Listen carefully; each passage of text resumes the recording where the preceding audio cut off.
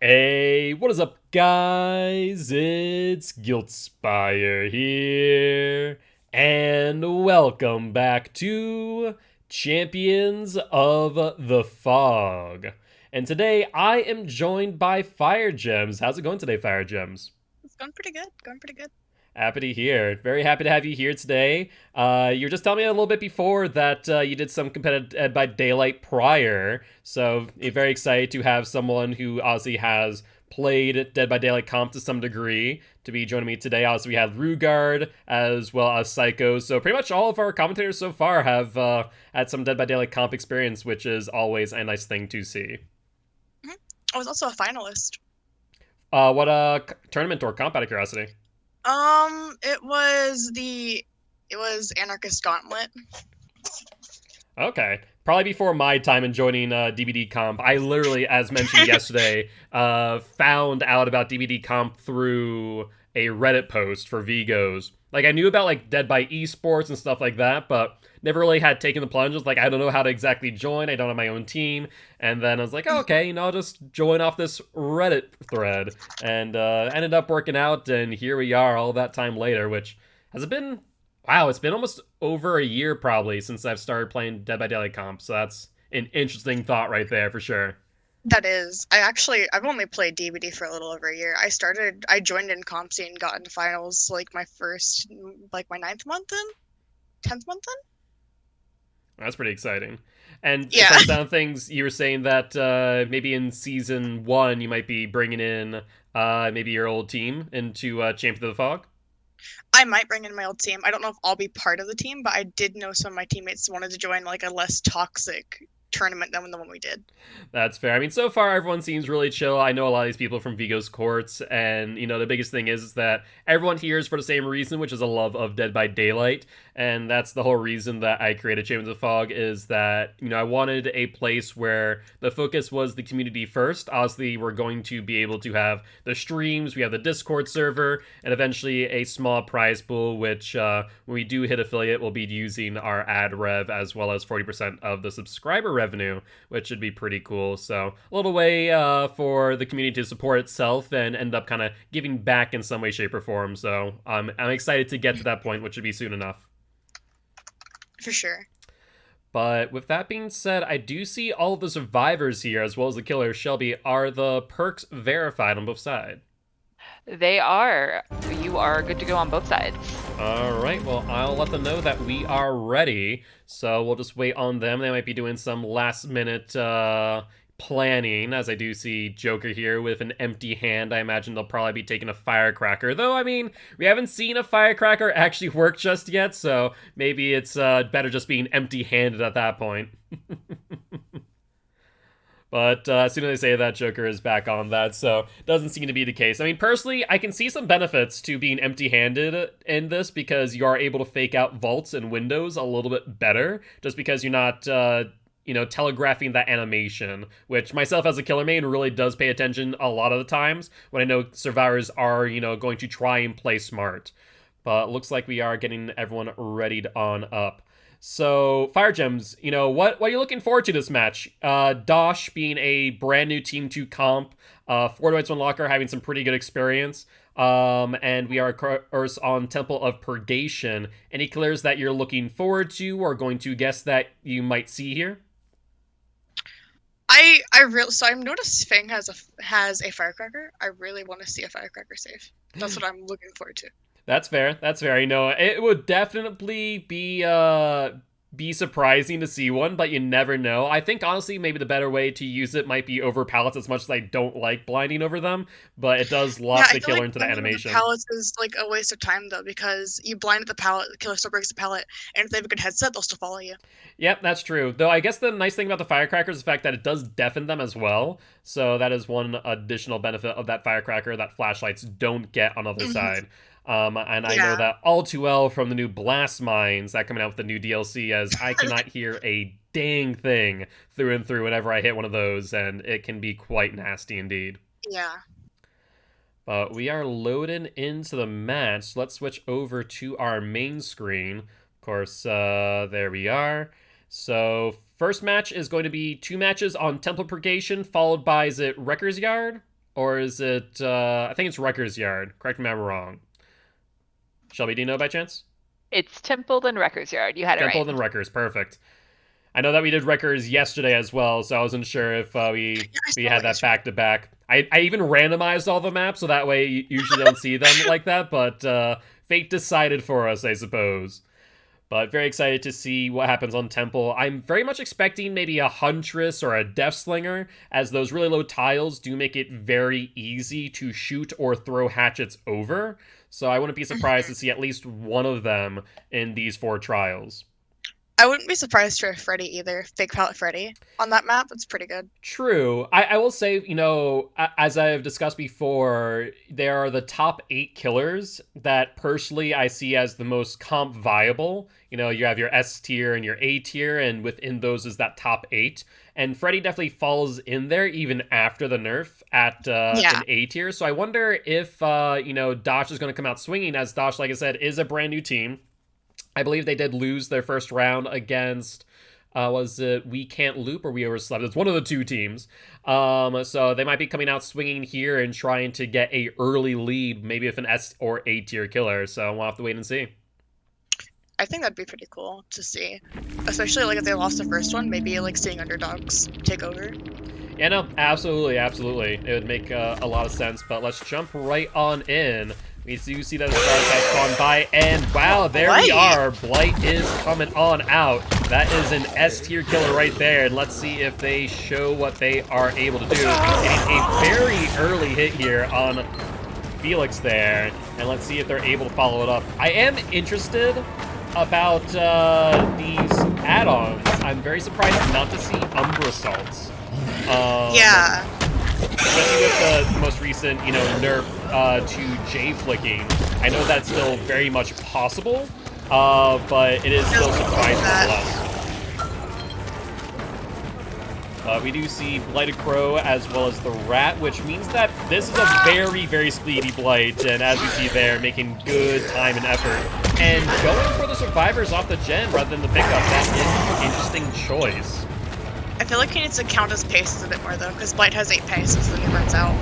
Okay, see, that's something that I'm still, like, as a comfortability level, probably like a 3 out of 5 on Blight, in my opinion.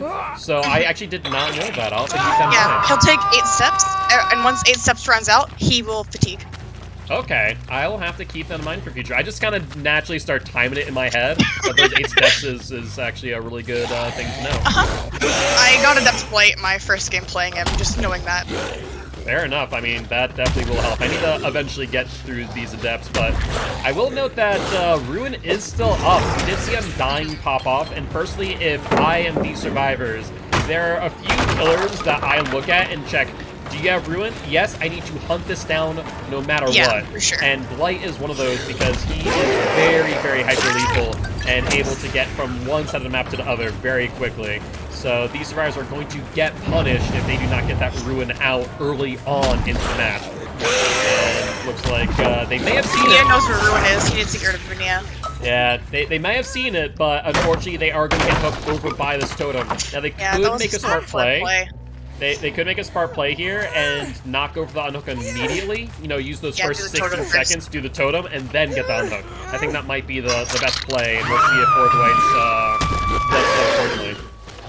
I do feel bad for that Nia though. She had a really good play saving that pallet, and then she just threw it into his face.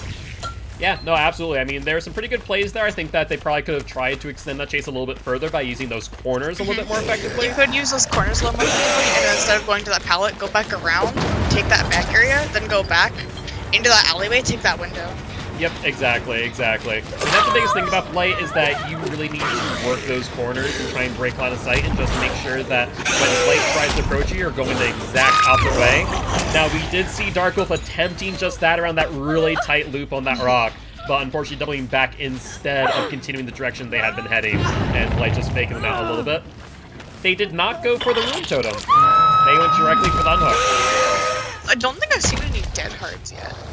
Let's take a look. I don't think we've seen one used yet, but I haven't seen any exhaustion perks used yet, actually. Yeah, it looks like it's been on Joker thus far, so no Dead Hard activated. It looks like a sprint burst on Nia. Okay. Balanced landing on Dark Wolf, which is interesting. It's really applicable. could be good. Yeah, it's applicable in main building, but not good otherwise. And then life downstairs on Felix. That's probably that's how he got that distance. When he was in main building earlier, that's how he got that distance to avoid getting hit. Yep. He lifed that window upstairs. No, that makes perfect sense. Now, we do see that Ruin is finally gone. That is great news for the survivors. But unfortunately, Joker going down very, very quickly, resulting in a 4th hook for the Blight here.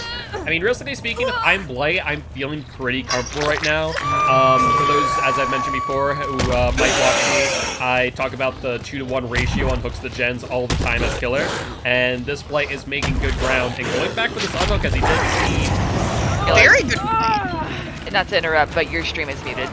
My stream is muted. Wait, what stream? I think the actual stream. Actual stream.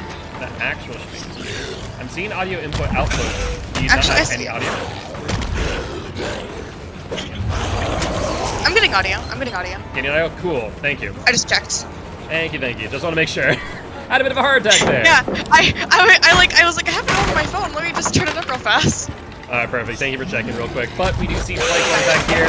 Now, I do believe that whoever was on that hook back there did get the 2nd stage, which is quite unfortunate.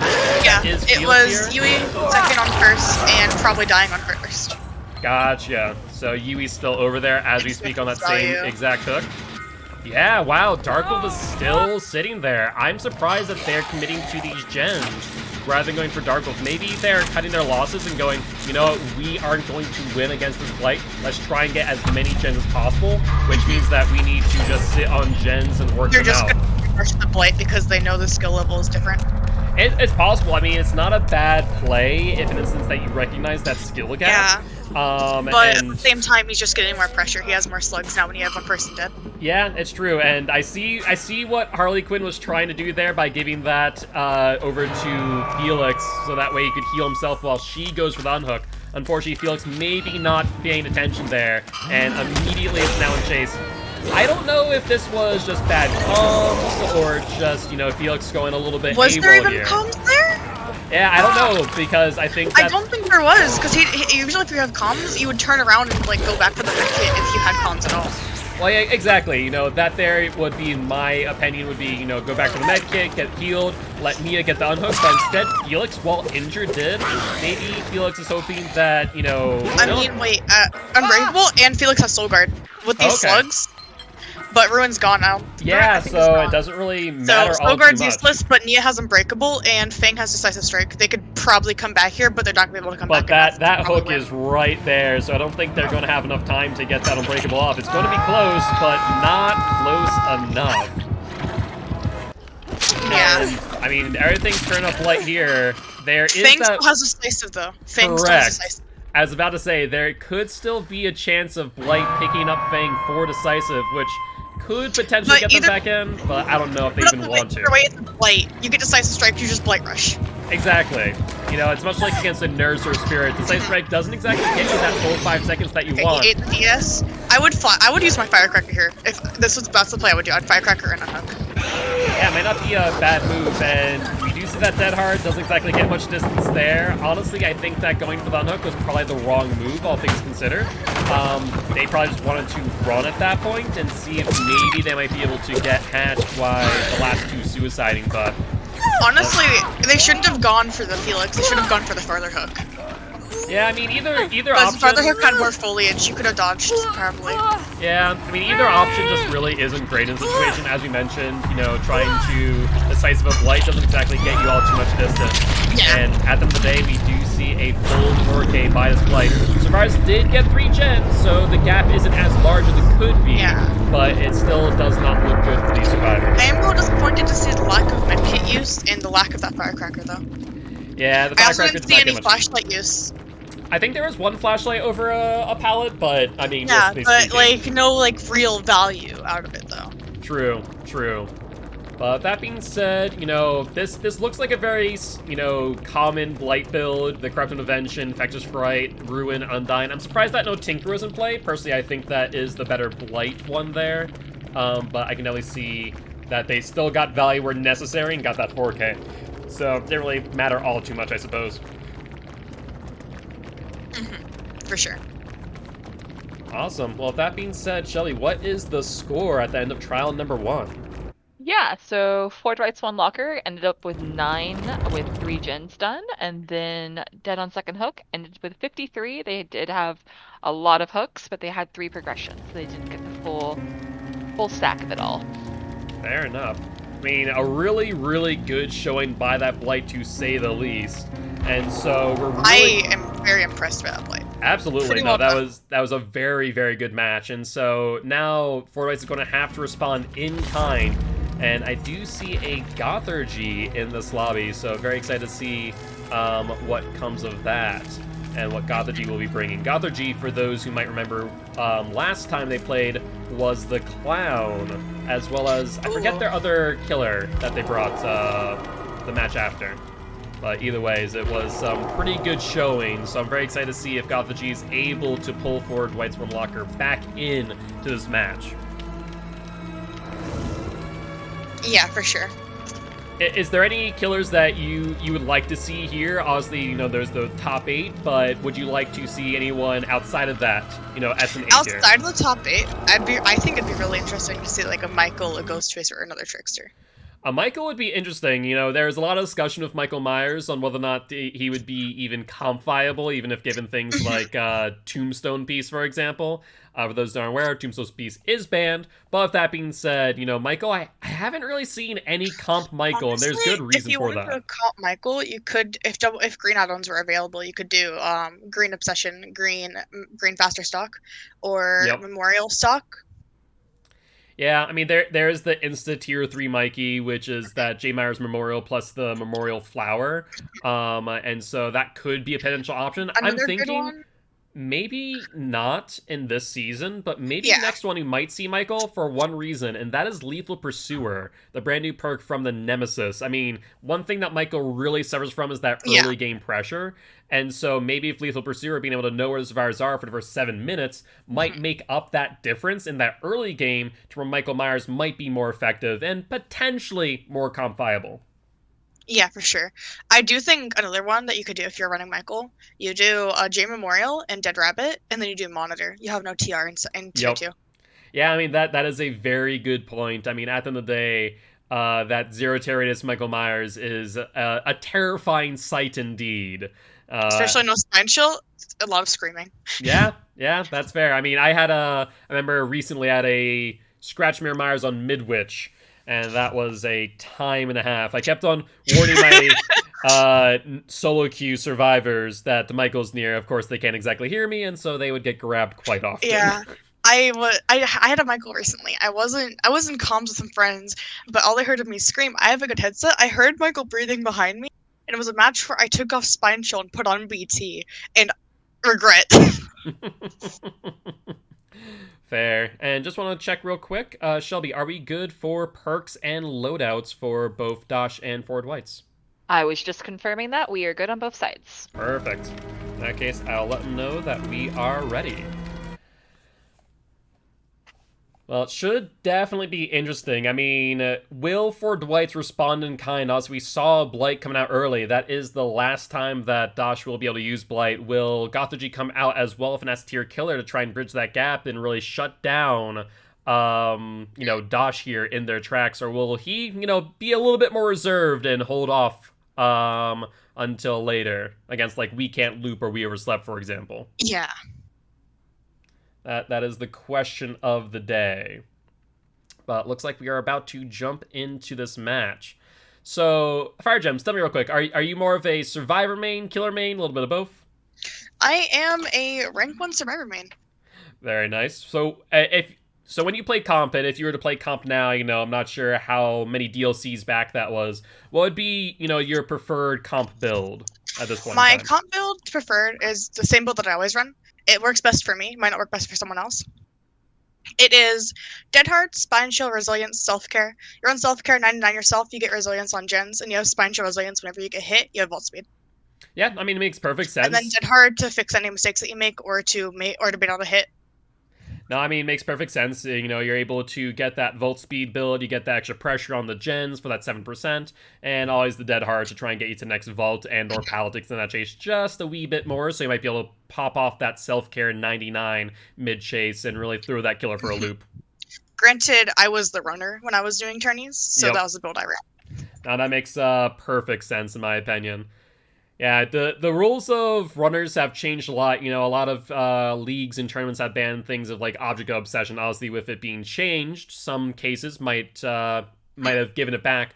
But you know, we saw a lot of like Vigo's Court where I initially started playing a lot of object obsession runners to try and really draw that killer in because either go for object or you have your position just called out. New object is actually better than old object, though. I mean, it is really, really good, and you do get that speed increase if the killer doesn't go for you, and you do see them every 30 seconds, so it is pretty strong, all things considered. And it's really, really nice. Like, if your teammate doesn't know where the killer is, every 30 seconds, you just get to know where they are. And especially really good if you're looping the killer and you lose sight of them for 1 second, you get the intel. Oh, absolutely. No doubt about that. But we are going to be jumping on in, and let's take a look and see who Gothergy has brought.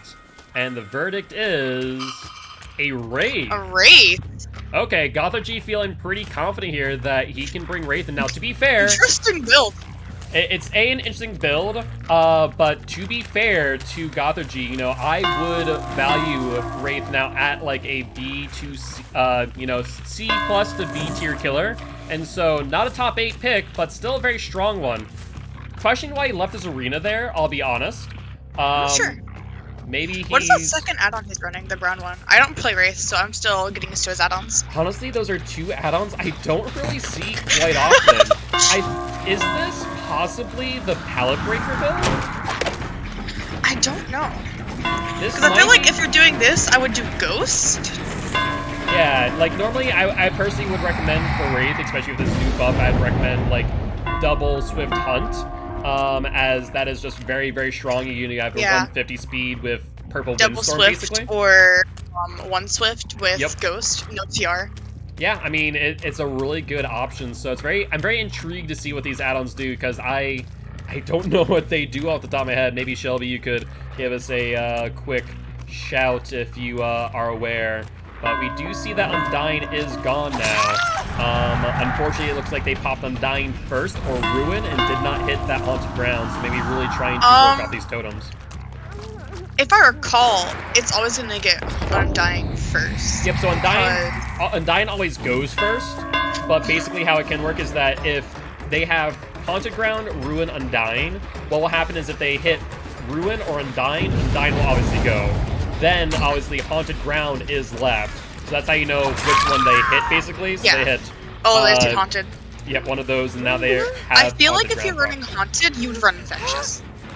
I could see that. You know, Infectious would make a bit of sense along with Haunted. Though I can definitely see, you know, this is a very heavy glass cannon build, because there is a point in this game where Gothergy could be without any perks whatsoever. As, you know, right now he's actually down to 1 perk, theoretically speaking, once these 30 seconds do elapse. And the survivors are no longer exposed with Haunted Ground. It looks like he does find some scratch marks, potentially heading back towards the unhook. And Serena's going to be caught out in the open here. Is there a pallet?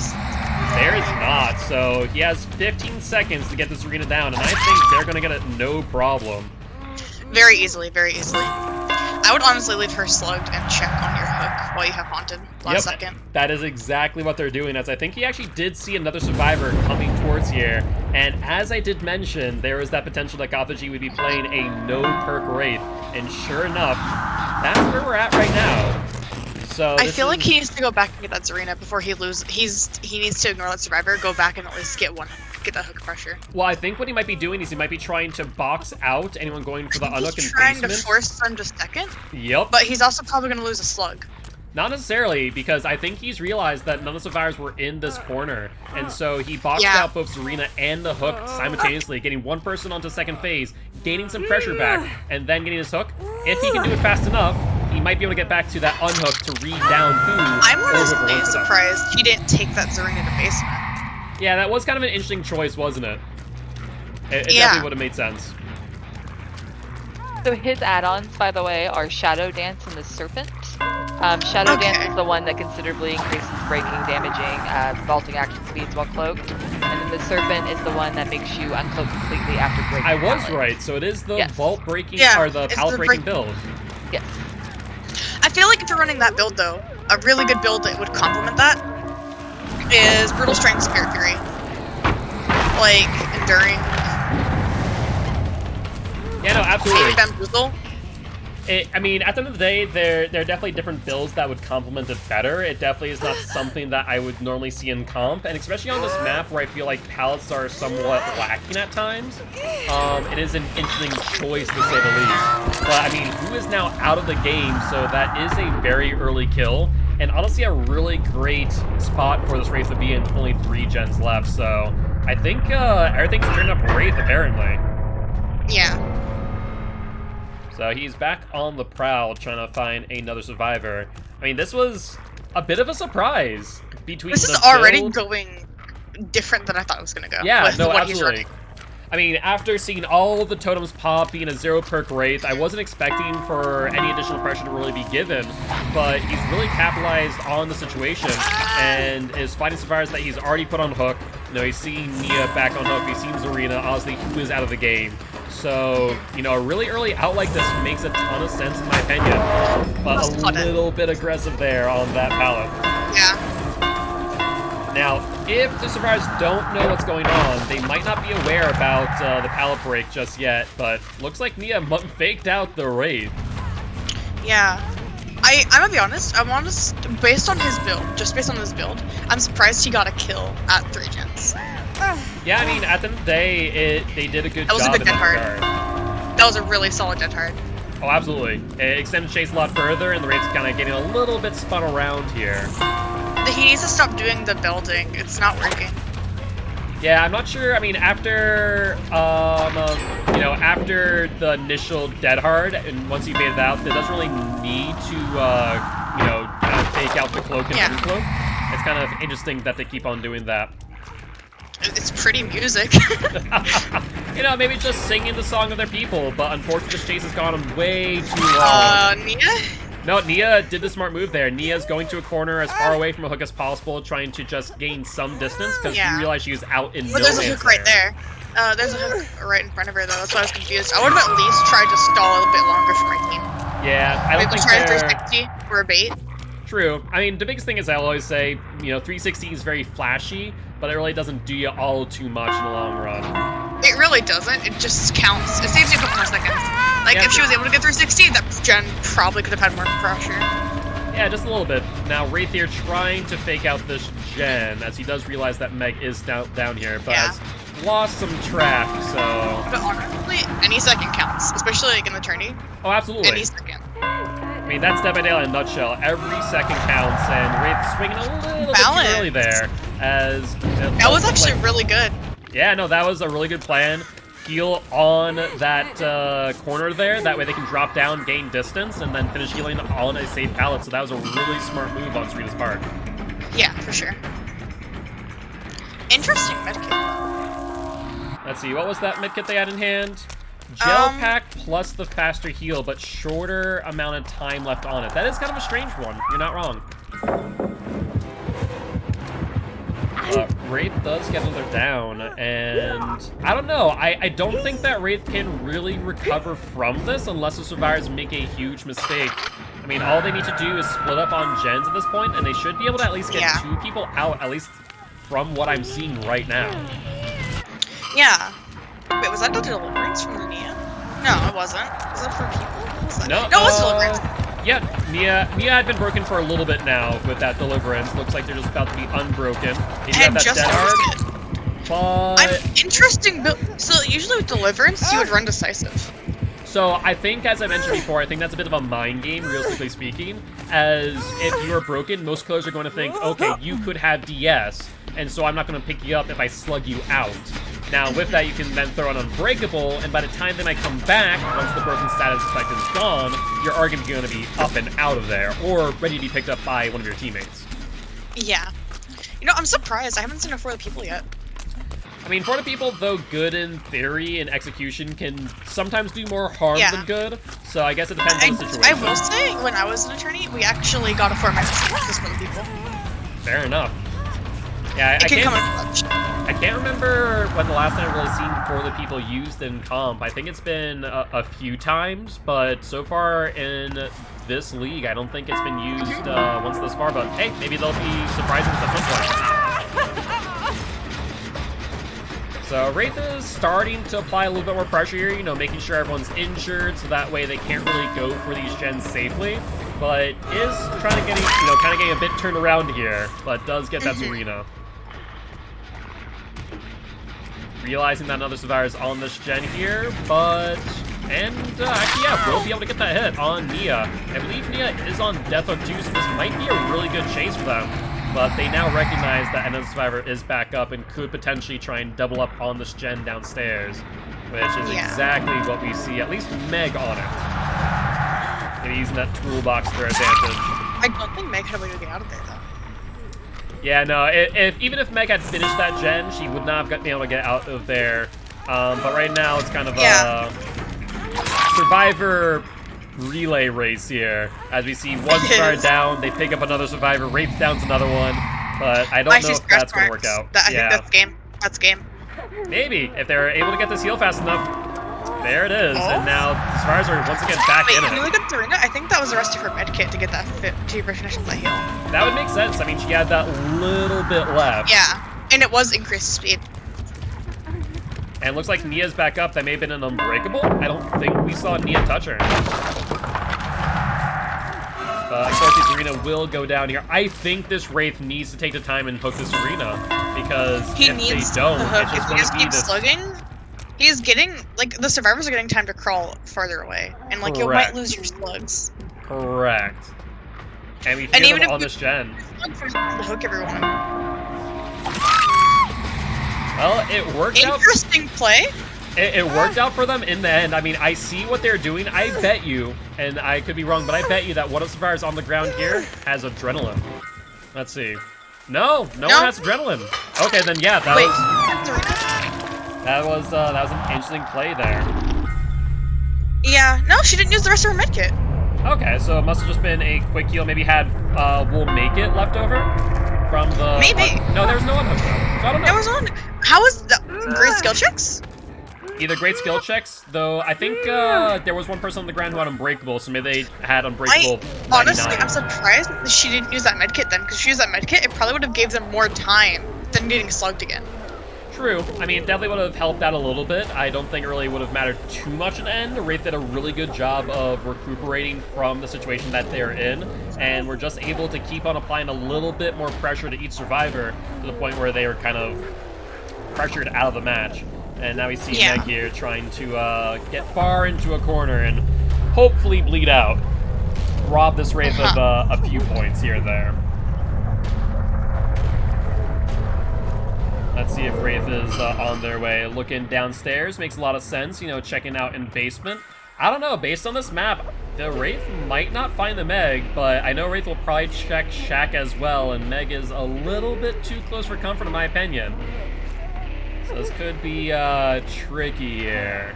It's going to come down to the last seconds, but Wraith is right on top of her, so no luck there whatsoever. And that there will be the end of our second trial. Really, really interesting match in my opinion between the add-ons and the general play of both the killers and survivors. But Killer just coming out on top in the end. So very, very excited to see what the point totals are at this, because this is definitely going to be a close match. And Hatch, nice.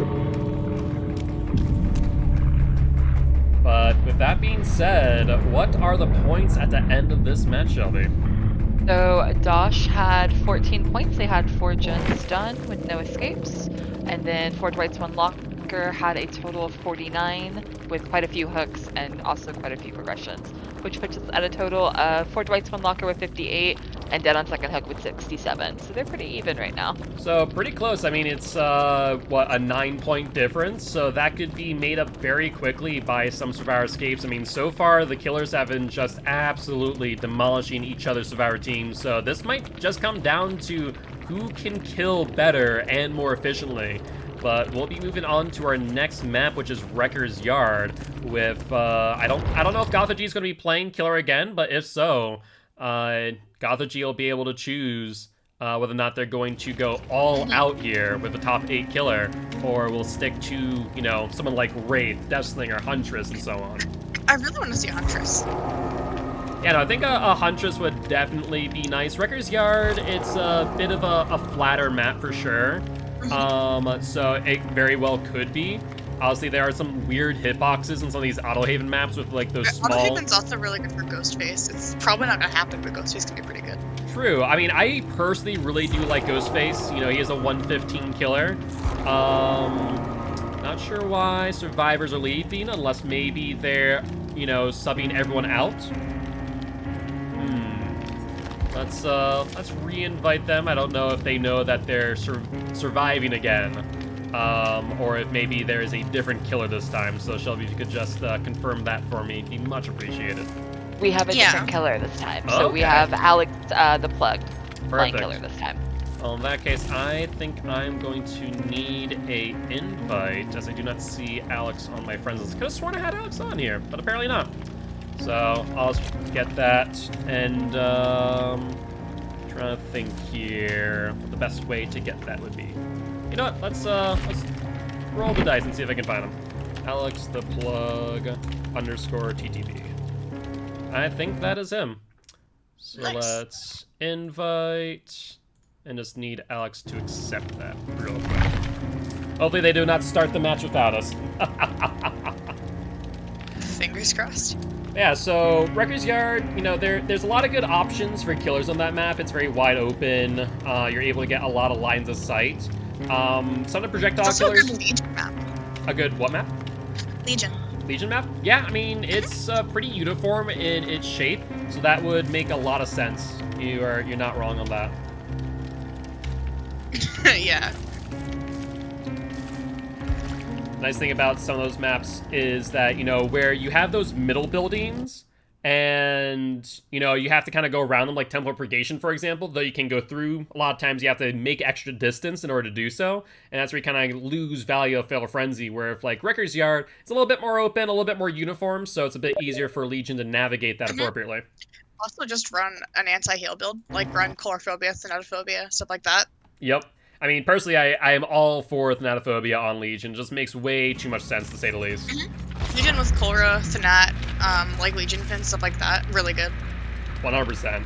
Yeah, personally, I like my Legion build of Corrupt Intervention, Ruin, Pop, and Thana, just because when Ruin is up, the more time they spend mending, the less time they're on gens, and, you know, those 8 seconds can go a long, long way, to say the least.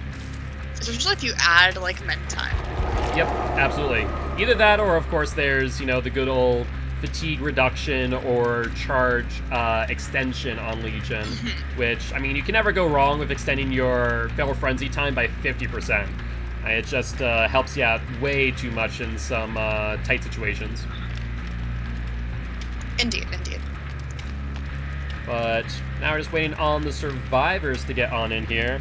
And I was given a heads up that the game audio is a little bit loud, so I'm going to turn it down. Please give me a heads up if it is too quiet. Don't want our voices to overshadow the game, of course, as we are here to just add color to the game itself instead of the other way around. So do let me know if that is the case in this next trial. Gotcha. Alrighty, though. So I don't think I have who or anyone else from DOSH currently added except for Icy. So let's see if I can find who real quick. Is it 2 W's, I think? WWHOO. It is, AHO. yes. Not two O's. W-H-O-O? Oh, Okay. it's just one O. I had to remember. We follow each other on Twitch, so I actually remember their name. Gotcha. Yeah, no. Who was actually introduced to me by one of my community members, Big Dog, who is one of their mods right now, but not finding them there. I believe TTV slash. Oh, is it a TTV? That would make sense. Yeah. TTV slash. Ooh. Not finding that there. I'll ping them for you. Yeah, that'd be appreciated. Thank you, Shelby. Alrighty. Well, while we are waiting here, you know, what are your thoughts so far on seeing these matches? You know, obviously COTF is a younger league, and the sea of leagues out there like Dead by Esports, Vigo's Court, and the like. You know, I like it. You liked it? I'm happy to hear that. Happy to hear that. You know, I'm very excited to see how this league grows, especially as more teams are joining. I'm getting a lot of people looking to do so when Season 1 comes along. So right now we have about 11 teams currently participating. 4 teams on the Sunday division and 7 on the Saturday. And so potentially we might have all the way up to 24 teams next season, which could be pretty interesting. And seeing all the new teams joining, all the new people to comp, as well as some old veterans that I've been hearing from. So very, very exciting indeed. Yeah, I have a question. Are you allowed to run a Commodious toolbox? Commodious is a green toolbox, so the answer would be no. It is pretty much yellow tools and below, in order to avoid the likes of Commodious or green medkits, stuff like that. The reason I was asking is in the old tourney, I did Resilience with a Commodious with wire spool and scraps. Yep. And really good. it is very, very strong indeed, and because of that, it results in gens flying like you would not see before. You could technically still do the same thing though with the yellow toolbox. Yellow with spool and scraps, and do the general summon. Yep, no, absolutely. I mean, at the end of the day, it's still possible, though those few less charges is definitely a big factor there, I'd say. Yeah, it will cost you about a quarter of a gen? Yep, that sounds about right. Because that's what I used to do, like in tourneys, I would do 4 gens, just bits of the toolbox with people. Yep, I mean, the toolboxes are just really great at that, those pinch moments. A lot of people use them right at the beginning of the game. In my opinion, it's really for those moments where you just need that little extra bump of speed when the killer's just about to be on top of you when you're right about to finish a gen with no repressed alliance in hand. And yeah, so, I just try to split it between all the gens. That's like the best thing you can do with the toolbox. Exactly. Alright, well, I have attempted to invite Icy, see if maybe they could join and then invite everyone else on their team, but not seen it thus far. Give me 1 second. Much appreciated. Thank you, thank you.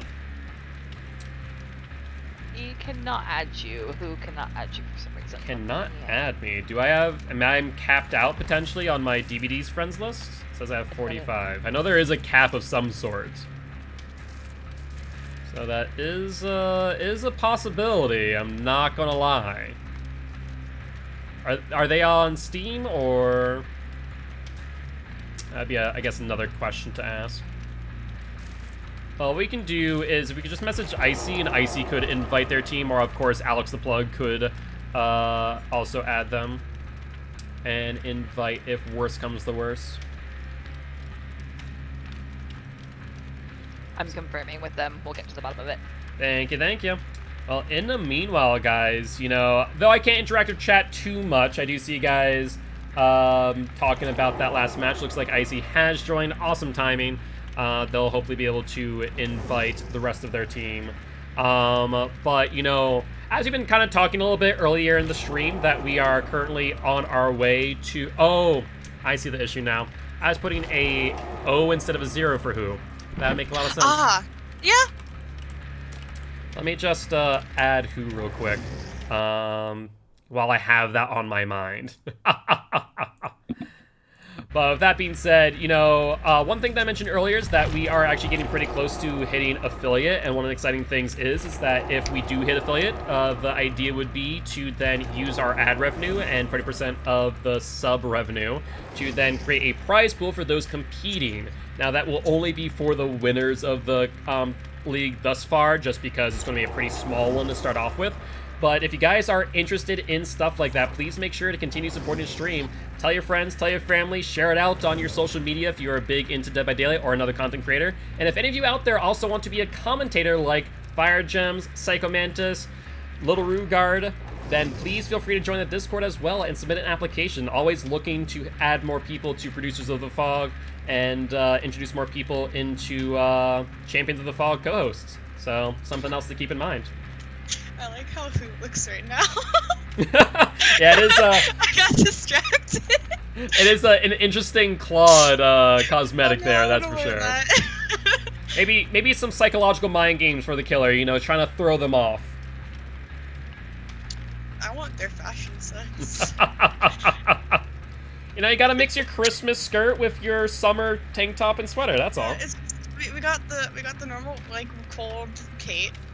We have the COVID Yui. We have mashup Clement, and then we have Toxic Meg. Yes, I mean, if I ever see a Meg with a face mask, I already know that they're bringing a flashlight and a flashlight save at every single attempt. Or they could be what I do when I wear the mask, and I just go, "Hey, a bird."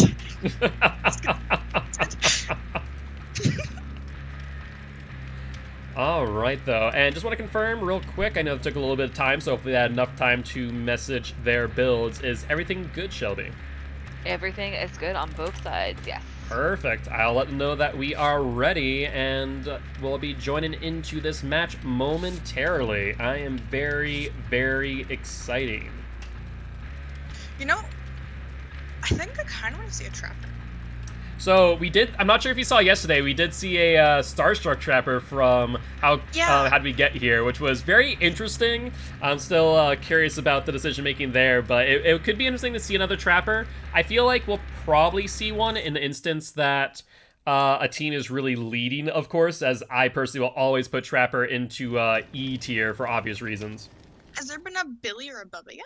There has been a Billy. There was an amazing Billy yesterday. If you guys have not checked it out, please go over to the Champion of the Fog YouTube channel or check out the VOD over here on Twitch.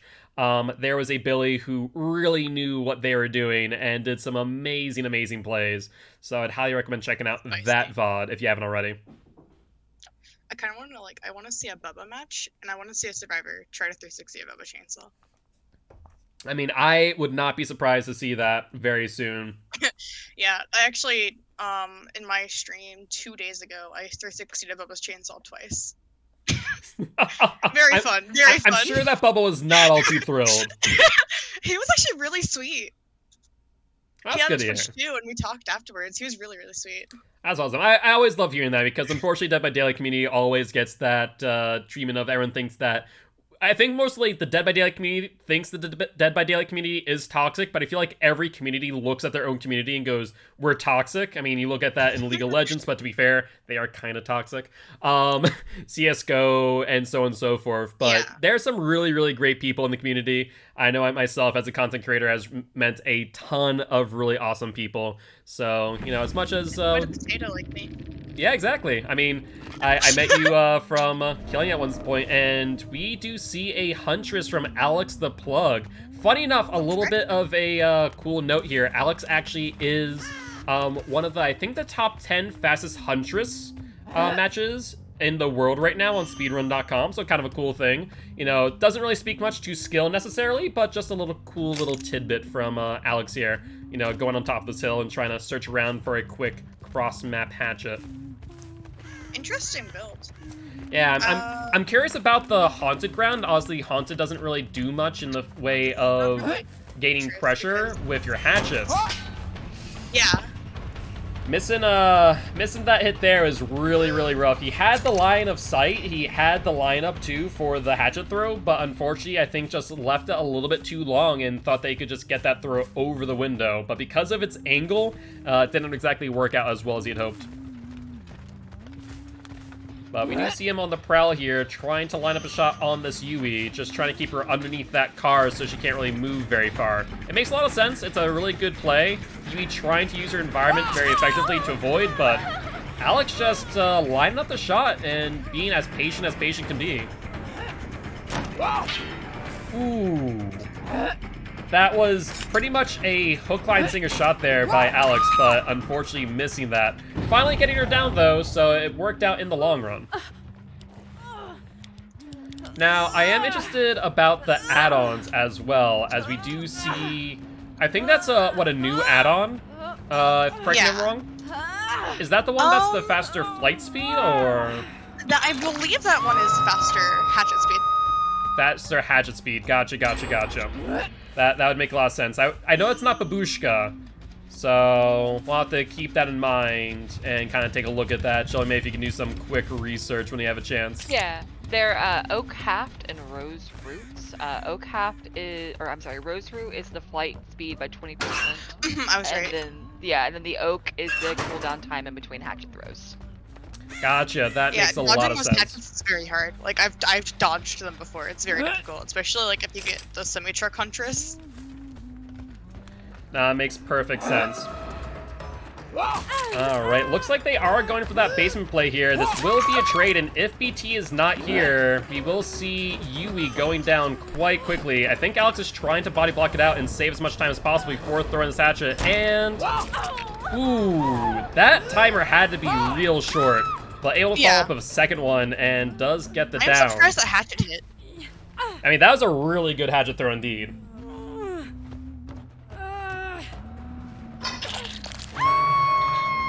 And, real quick, Shelby, could you do me a favor and just check out Twitch chat when you have a chance? I know you're kind of balancing things. Yeah, Shelby, please. Thank you. But with that being said, we do see a second hook here and a deliverance from Kate, so that was pretty good use of their time to get that basement unhooked. Obviously, Hunter's probably not expecting that, but getting a second hook immediately back onto Yui. And at the same time, though, we do see multiple gens pop off, so they're on a 1-for-1 ratio for gens to hooks, which is not bad, all things considered. They're not bleeding pressure, but at the same time, they are not really gaining any either. Yeah. And I think they're just trying to probably zone out this hook here, trying to get some far-range hatchets in the meanwhile. I mean, I kind of like the style because they're able to, you know, really zone out from afar while also applying pressure where necessary from multiple different directions. So kind of an interesting strategy here, and might just be trying to get this Yui out of the match. Now, I do want to check something real quick and see. Yui does not have camaraderie. I was wondering if maybe that might be the case and might extend this hook state a little bit longer. But does not appear that that will really benefit these survivors.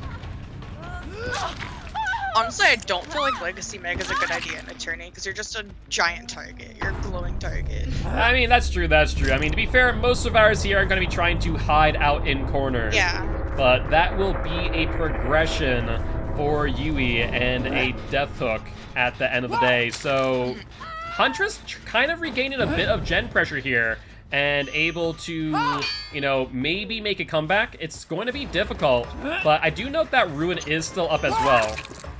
This Huntress has like very interesting movement. Because like I've been watching them. They like lower their hand a lot when going for a hatchet. Yeah, no, you are not wrong. They lower their hand a lot, but the head a lot to kind of maybe mind game the red light potentially.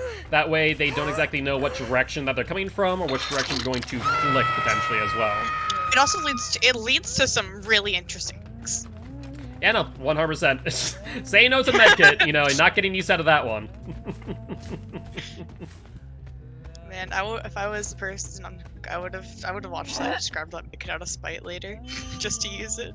No, that makes sense. And once again, we're seeing a very, you know, I guess maybe repetitive strategy here, but it is working for them. Hook a survivor around your hill, stand on top of the hill, and act like king, and just throw hatchets from above. So, I mean, he's doing a really good job of crushing these survivors accordingly, and, you know, ensuring that they can't get these hooks safely. Kate trying desperately to dodge, and will not get the unhook. Will be forced to use that. What? What? I'm sorry? That, I mean... Apparently, Huntress here has phase hatchets. I told you, so semi-trucks, man, they really come out. Apparently. Screw semi-trucks, that's a freaking bulldozer right there. It's like, excuse me, I'm coming through. Yeah, no, that really was something else. And we do see who I do believe progress onto second stage here. And we have one person still slugged out. I mean, Huntress has all the time in the world now, where these survivors were looking to be in a very strong spot, and no longer, as Alex was able to just pressure these survivors out of the match. Now, once again, he should have known that BT was in play, as we did see Kate use that before. I think this is a mistake to chase this, as now he's in a situation where he's going to give up his slug, where we do see Meg is now back up on her feet. Yeah, for sure. Now, he Kate's does... healing. Kate's healing, but Meg's about to go down once again. Does And, Claudia have Unbreakable? no, I think it's Kate with Unbreakable. Yeah, Kate has Unbreakable. Kate has all the things that the team needs right now. Kate Yeah, has pretty everything much. the team needs. I mean, she has all that the team needs. She definitely picked up that med kit off that hook, which is a smart play, because if she wasn't, this would be kind of trouble for the Survivor team here. So it looks like maybe Huntress has given up on Kate, but maybe just trying to bait out instead. And yeah, looks like that's all he's trying to do is bait out this Kate and try to get his 3-man slug. I mean, he does need to be careful. He might end up losing one of them. And if they either bleed out too far or they are able to get away, you know, he could end up losing points due to the bleed out. Yeah.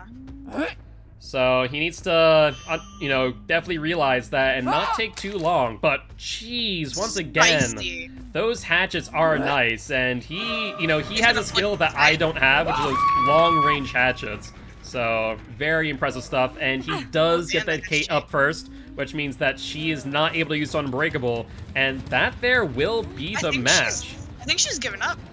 I She's not mean, wiggling. honestly, I might too. Yeah, she's given up. She's not wiggling.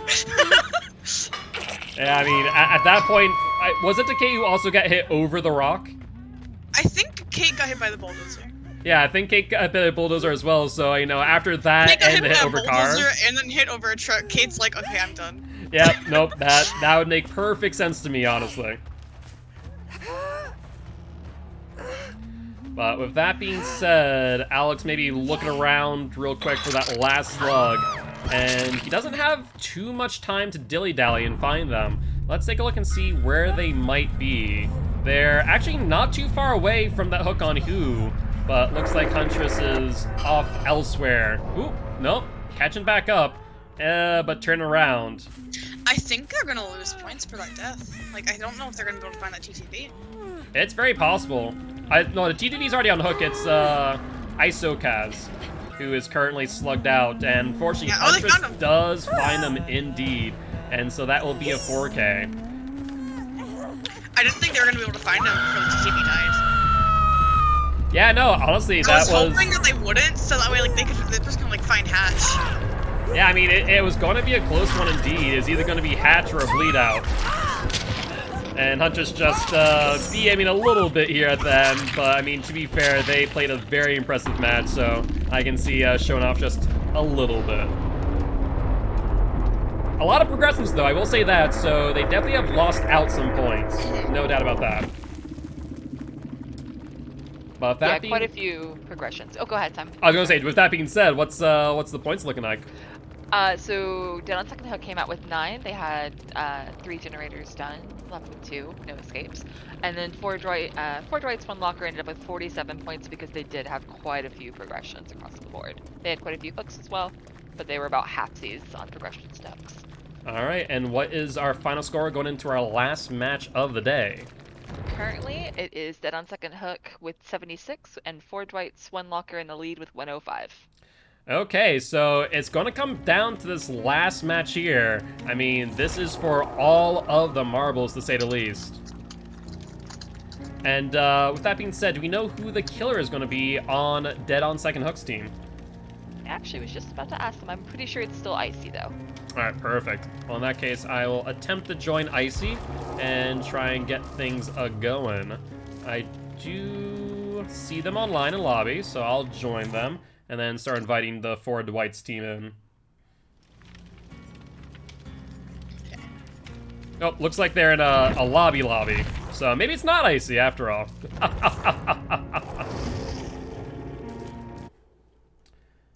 But when I get a quick sec, I just need to respond to something. All right. I just want to check something really quickly. That way, let's see.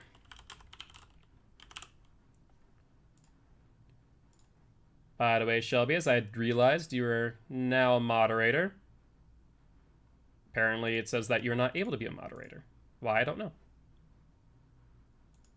I'm not sure of the answer to that question. That's a good question. I'll have to check that out later. Okay. Is it because you're not affiliate yet? I don't think that should be why. It shouldn't be a reason, but c'est la vie. I'll figure that out later. Okay. Mender, nope. Rugard worked perfectly fine. All right, well, I put that in. I just wanted to do that while I have a chance to breathe. And Jill, you want to have a second Yeah. to let me know who is killing next? It's And gonna we'll- be Hidden Overlord. I'm not sure if you're friends. I'm about to tell I you that. don't think I am. Okay. I feel like I just got in. No, it's just the sound of the menu. Hidden Overlord. With the space in between Hidden and Overlord. Gotcha. An underscore in that case? I don't actually. I think you can just do a space. Can you just do spaces? I guess you can. What's the tag? It is. I just typed it out. D5CF. Perfect. It's the top one. I will add, and we'll join momentarily. Start inviting everyone into the match. Awesome, awesome stuff. Well, quite impressed there. I mean, like I said at the beginning of the match, it seemed like Huntress was really bleeding a lot of pressure, to say the least. But towards the end, they really brought it back with that 2- and 3-man slug, and just were able to, you know, close out the match. Obviously, losing some points of those progressions, but at the end of the day, really impressive stuff, and a really interesting strategy. I think that it's obviously very specific on the map, and the RNG on the map, of course. But it worked out flawlessly, to say the least. Yeah, it was a pretty good layout. Yeah, I mean, all they needed to do was, you know, continuously, you know, hook near the hill, sit on the hill, and wait to kind of zone out bit by bit. So really, really good job in that regard. And a strategy that I'll have to keep in mind in the future. Yeah, for sure. Alright, but we do have Hidden Overlord in here now. Let's get 4 Dwights 1 lockers in.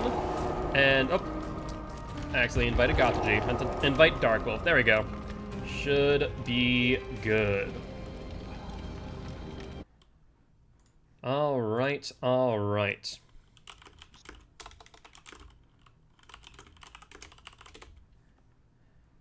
Just wanted to respond to someone on Discord, and now we're just waiting on 4 Dwights 1 locker to get on in. So, okay. So there is how much of a point gap, Shelby, on this last match? Like 30-something? Right at, let me just do the quick math. Yeah, a little under 30, 29 to be exact. Okay, 39. So, you know, with that being said, it's going to be a hard match for this killer to come on back, because fact of the matter is that a killer is able to potentially killers allowed stream. So realistically speaking, real quick, so I did get a message. Killer technically shouldn't be streaming. They're allowed to, but in order to support the channel, of course, we ideally want everyone to be coming over to here. If not, all good. But you are allowed to stream your own matches. Again, exactly. Stop you from doing so. But it's always appreciated if you do direct traffic towards the source, which is COTF. But with that being said, yes, the killer is allowed to stream. Just keep in mind, if they're not on a stream delay, or if they're not hiding their perks, of course, that could give a potential advantage to the Survivor team. So stream at your own risk in this regard. But, with that being said, I feel like I lost my train of thought. There we go. There's back. It's going to be a really, really close match here, as the killer could theoretically get 54 points, and because of that 39-point difference, you know, it's going to be very difficult, for they're going to have to ensure that the survivors get very few points and probably maybe 0 escapes in order to secure this victory. Definitely, definitely. So it's going to be a close match for sure. And with that being said, you know, we saw Huntress, as we were kind of mentioning. Do you think that we're going to see another Huntress in kind? Do we think we're going to see another S-tier killer? What are your thoughts here? I'm not really sure. I think another Huntress would be pretty cool to see. Yeah. No, whether they could meet up the other Huntress' expectations of being a literal bulldozer through a rock, I don't know. Yeah, no, seriously, it was quite a surprising hit to say the least. I was like, what is that? I know if I was in the combat, I'd be yelling, how does that hit? Exactly, and real quick, just want to double check. where's- Are we ready, Shelby, of perks and builds? We are ready across both teams, yes. Perfect, just want to confirm it. Awesome. In the words of Corlo, I think we did a pretty good job so far. Well, with that being said, we are just waiting on the survivors to ready up for the last match, or last trial of this match. I always get those mixed up, but last trial of this match is now in the hands of the survivor and killer teams alike. I think that if DOSH wants to win, they might need to bring out another S-tier killer. You know, could we see a nurse? Could we see a spirit maybe? I would love to see a really good nurse. I mean, I can tell you with guarantee, if you continue watching Champions of the Fog, there are some really good nurses here. So, obviously, they're probably saving them for the right team, as they can only use the nurse once in the regular season. I would love to see a nurse, a spirit, or a hag. Because, like, back when I was an attorney, one person that did killer for our team did nurse, spirit, and hag. And when they did hag, they got a 4K in under 5 minutes. They did on Macmillan, they had their 3-gen by basement. Yeah, I mean, hags can be hit or miss. It's so hard to tell whether or not a hag is going to be able to make it work, just based on the fact that, you know, if the survivor breaks that 3-gen early on, then you're kind of dead in the water. Obviously, if Dry Cicada kind of helps out, you can expand your web even further than normal.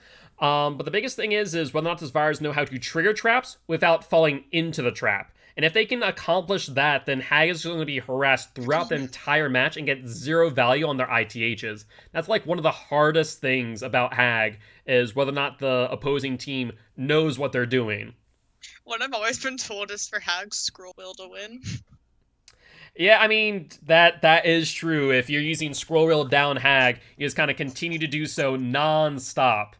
You know, throughout the entire match, and the moment you teleport, you're just smacking whoever is in front of you. Mm-hmm. And with Franklin's, it's really good too.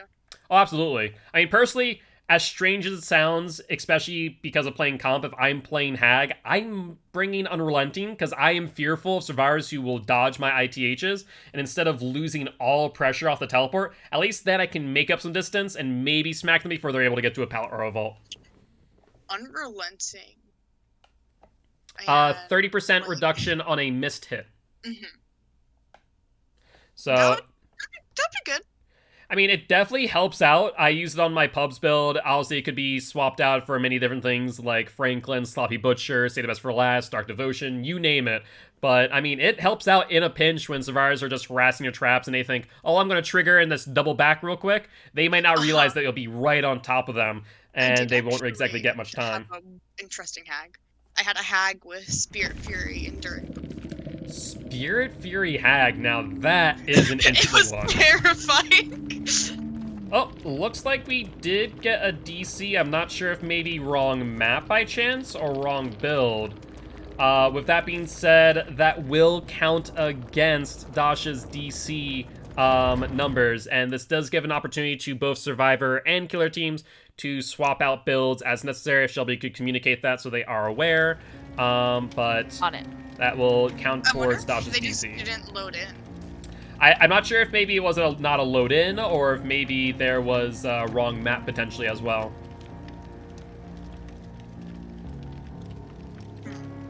But either ways, we do need to get another survivor in here, as it looks like we are missing one of Forward Dwight's One Locker's players. Yeah. I think something happened with connection. It's possible. It's not outside the realm of possibility. No doubt about that. It is Dead by Daylight after all, and as much as the game is in a really good place as far as health is concerned, you know, very few bugs, you still see some connectivity issues here and there. Yeah. Just to confirm, they are both allowed to change, both teams are allowed to change their build if they want to, Both correct? teams are allowed to change their builds, swap around builds, you name it. That way, there is technically no advantage being taken here.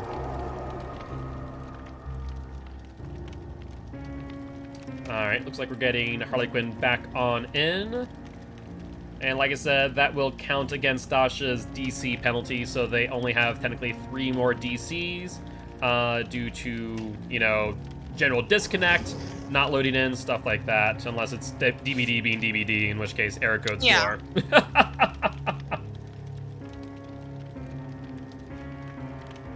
Alrighty, though. Well, I imagine they might be discussing, you know, what builds they might be swapping around, so it might be a quick moment before we jump back on in. Honestly, what we saw there from Hidden Overlord was a twins. Now, this could change, potentially, now that survivors know what killer they could potentially be expecting. If you do see twins, what are your thoughts on them? You know, especially in a comp setting. Honestly, I've never been a fan of twins. Like, Playing against other or than playing that, as? Playing against. Because they're literally like the master of camping. Especially now, you can actually put Victor in basement too. Like, Can you put Victor in basement? I know you can put Victor on top of basement. I've had a killer put Victor in basement with me in it before. So in that case, they must have put Victor down there prior to the hook. They slugged me, put Victor in basement, and then put me in basement. That makes sense. That makes sense. Master of camping. That would make sense. I mean, realistically speaking, the biggest thing about twins, I think in most cases, twins is very much a top A tier killer. But once you get into comp, it kind of changes the dynamic very quickly, because once you realize it's twins, most times you see survivors pair up. That way, Victor can't really get much value, because if Victor misses, he gets kicked. If, for instance, Victor gets a pounce and gets taken off, and Charlotte is nowhere near, then you can get a quick heal. I mean, a great example, and I think I mentioned before, was EMA versus Dowsy. Dowsy being a very, very good twins main and content creator. But EMA coming completely in and stomping Dowsy's twin because they were not able to get any real value off of Victor, and so, you know, Twin just became a basic M1 115 killer with no power whatsoever. So I will say, if you run twins, you need the add-on. I think it's Cat Eye or Baby Rattle. I don't remember. But there's an add-on where whenever you're pouncing, Victor doesn't shriek and he's quiet. Interesting. Actually, I've never used that. Most times I really run a lot of like the force stew as well as the faster exchange between Victor and Charlotte, or even the faster charge time with the wooden toy sword. Yeah, the pounce one's really good because already Victor, you don't have spine chill. He doesn't trigger spine chill. You can blind Victor, but you don't get spine chill with him. So if they have pounce, if they're holding on their pounce, Victor makes no noise. Interesting. I might have to check out that add-on. That's a very good point. So that could definitely surprise a few different survivors if that was the instance. I know he still grunts a little bit here and there as he's running about like the freaking gremlin that he is. Yeah, but if you're holding down the pounce when you're walking up to someone, he's silent. Dead silent. I see we got the Scratch Mirrors variant of Victor.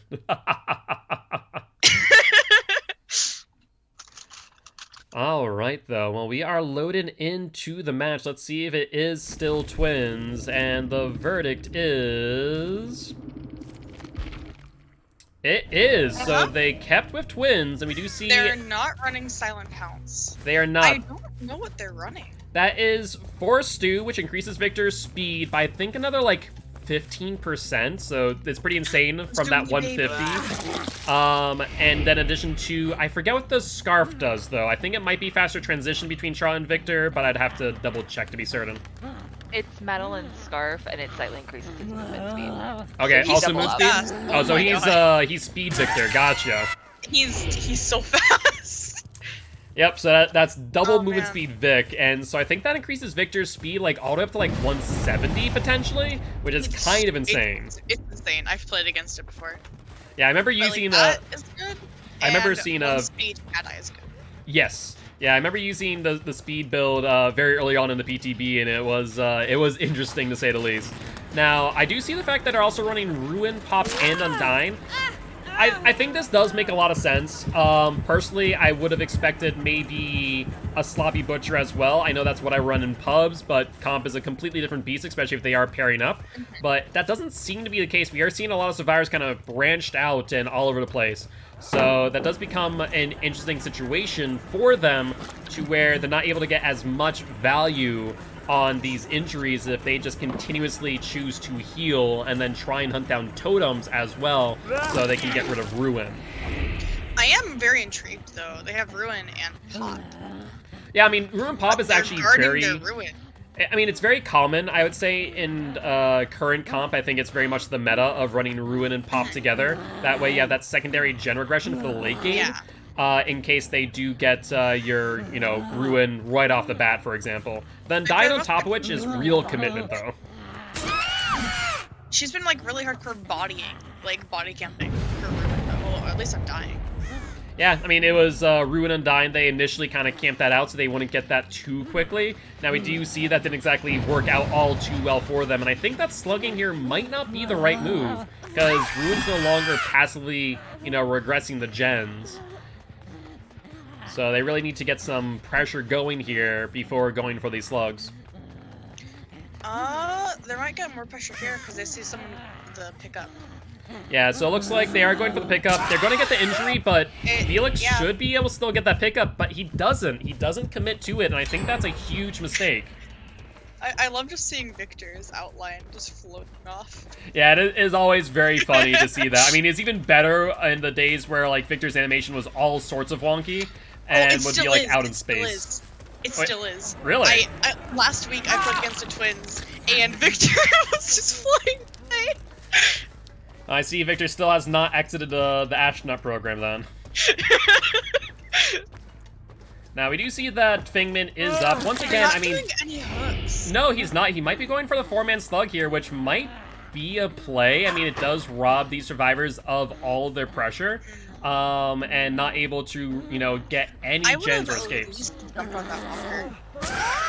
Yeah, I think maybe they prioritize the pickup first, which kind of makes sense. I do think that these survivors are making a mistake and not realizing that they can still do actions while Victor's on your back, including picking up survivors. No, you can't. You have to take out Victor first. Do you really? I could have sworn that you didn't have to. No, Victor incapacitates you. You can't do anything unless you get him off. Gotcha. That is something that... It shows you how often I play Survivor. I'm very much a killer main. I don't really think about that as much as going, yeah, you're hardcore incapacitated. All you can do is... I think you can use flashlight still, but I think that's pretty much it.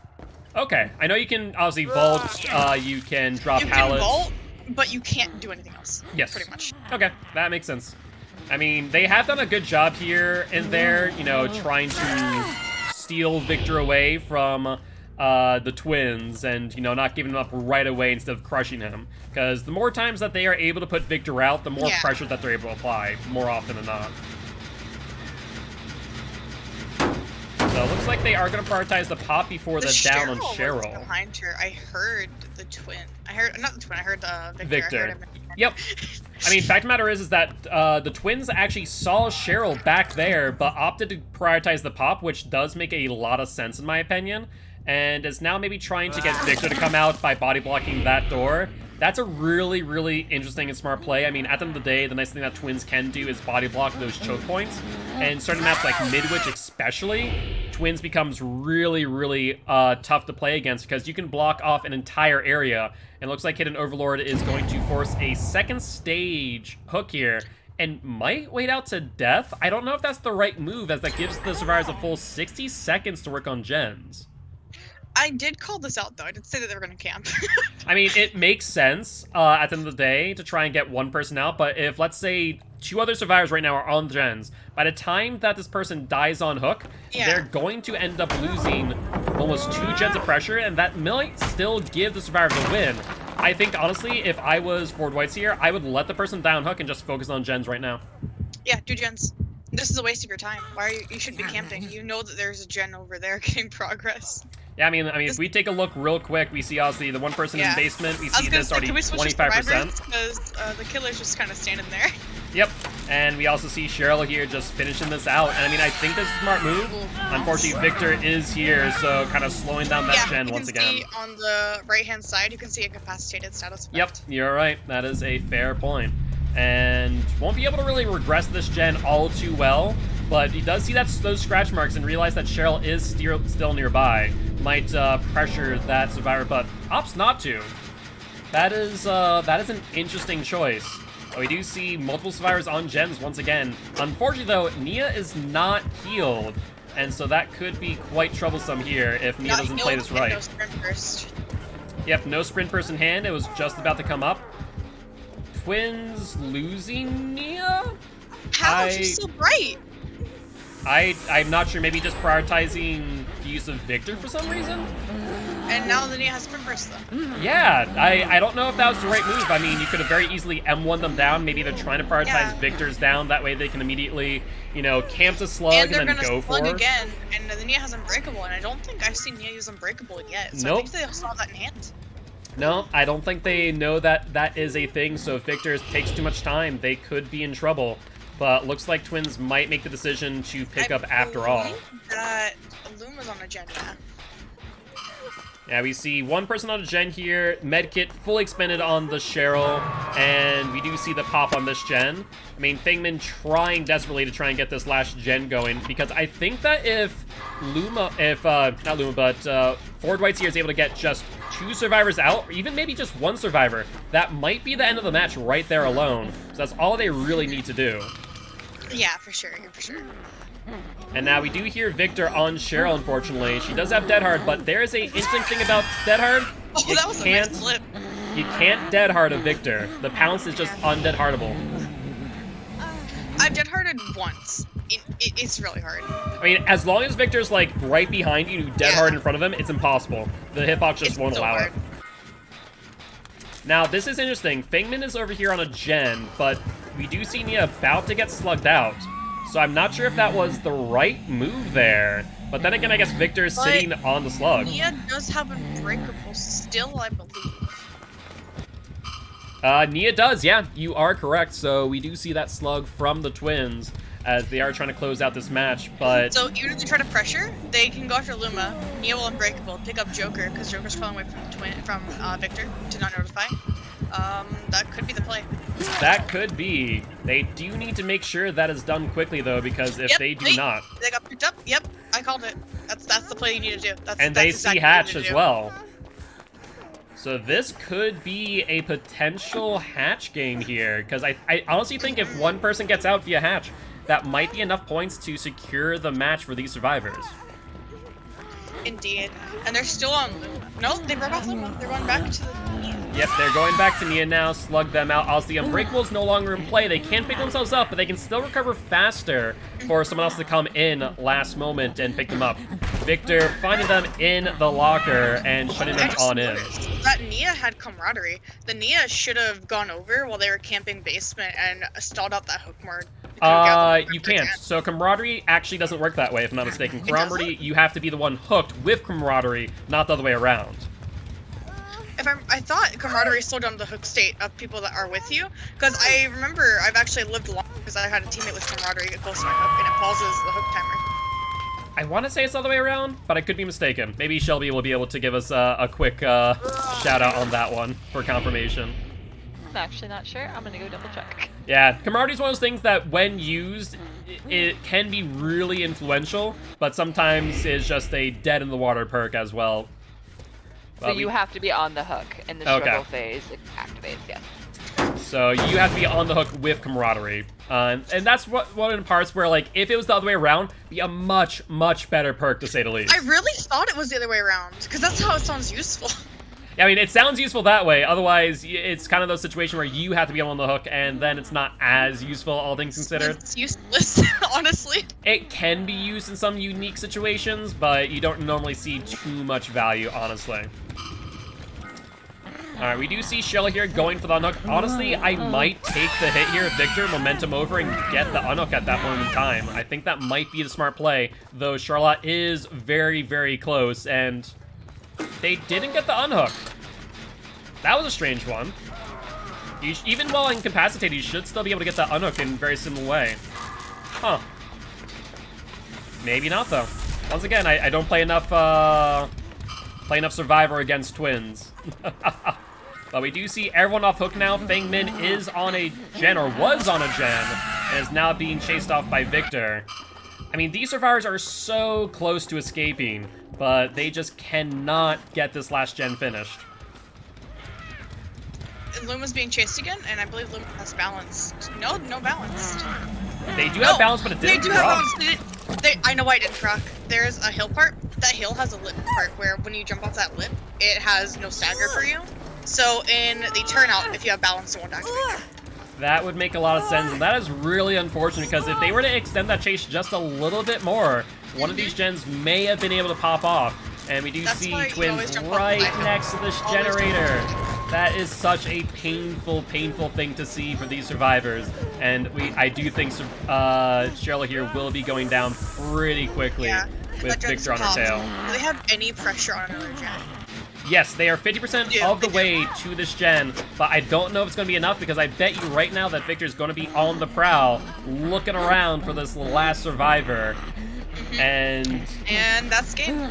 potentially. Now, if Twins does not play as smart, they could potentially crawl over to Hatch, and if they do not hook in the right order, it could still be the game. I am looking at hook states though. No one's on death hook. Let's see. Harley's on Death Hook. It means that Joker's the one has to go for Hatch. But since Harley's the closest to Hatch right now, I'm not sure if it's going to work out well. Yeah. Yep, and we see them picking up Joker first, which means that Joker has to try and Kobe, try and 4% for the unhooked, and then suicide. By that point in time, Twin's going to be able to go right back to that down.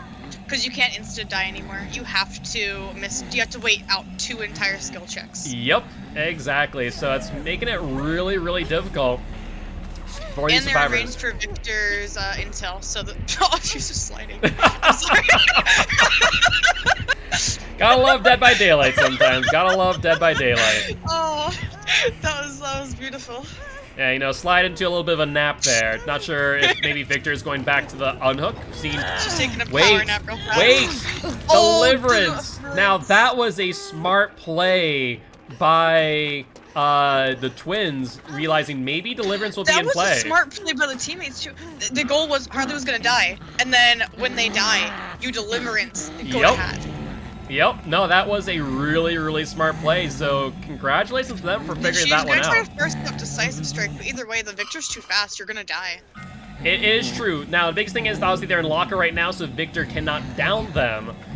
So Twin's going to come over, and we are going to see that decisive strike come out. Now, that's 5 seconds in addition to the transition time, though. So they might be able to get some distance here, and maybe, just maybe, with some luck, get over to Harley, who is on ground. I don't know though. It's going to be tough. It's going to be a race, to say the least. Victor's too fast. Yeah, I mean, that increased speed is insane, but they do miss. I don't think they're missing here, though. Yeah, that is that. Yeah, so with that being said, I think that there might be the end, but I will note something that Harley is now about to bleed out, so that will rob the Twins of some points if that does happen. Joker's not far behind, so Twins here really needs to pick up someone quick, lest they do lose a ton of points. Realistically speaking, probably best to pick up Joker ASAP, and then, you know, maybe let Harley bleed out. I think that's only a loss of like 6 points right there. Versus Joker, which is, I think, upwards of like 9 if Joker bleeds out. Yeah. Unless they.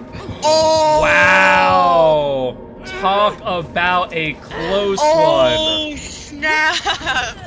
I would not have expected that in the slightest to see. I didn't expect that either, man. Yeah, Twins just saying, no hatch for you. Now that was must have been a heart-pounding moment for the Twins there, as that was very, very close. Wow, that was really good. That was really good. Well, with that being said, that is the end of the match. I'm very curious to see what the point total is. Shelby. It is very close. Very close? Okay, I'm interested to hear.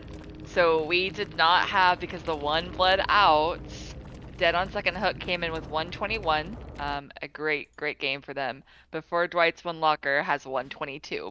Wait, Dwight's no One Locker way. wins by 1 point for this Wow. round. As a winner. Wow. Wow. So, I mean, that shows you that maybe sometimes slugging out too much could be detrimental, and that is exactly what we saw here. A 1 point difference. If they had gotten the hook on Harley, you know, earlier on, that would have been the points necessary to secure the win. That is such a rough way to end this, but honestly, such good play from both Dead on Second Hook and Forward White Swan Locker. They played beautifully. No, they played amazing. It was very much a killer's show today, as no survivor actually escaped a single match. So, very much the killer's show, and just showing off what they're able to do from Twins to Huntress to Wraith and more. But with that being said, congratulations, Forward White One Locker, for your win. Very well deserved. And that's going to be the end of stream today. Fire Gems, if everyone in chat wanted to come say hi and check you out on stream, where would they find you? TTB/FireGems. FireGemz. Awesome. And I'll be streaming in about half an hour. Awesome. Well, definitely make sure to say hi to Fire Gems. Make sure that you say that you're from Champions of the Fog, of course. And if you do want to catch me live, we're on twitch.tv/Guiltspire. I'm an educational killer main, so definitely come say hi as well.